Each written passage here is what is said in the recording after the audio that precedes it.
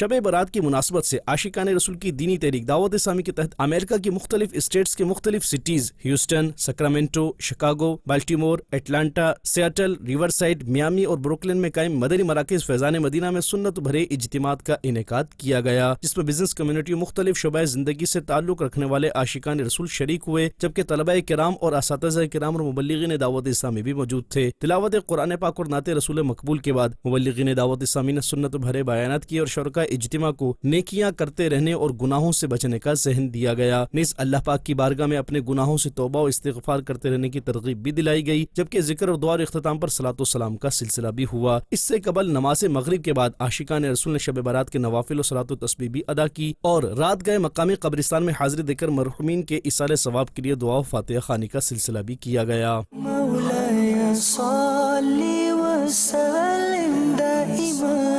ابدا على حبيبك خير الخلق كلهم مولاي صل وسلم دائما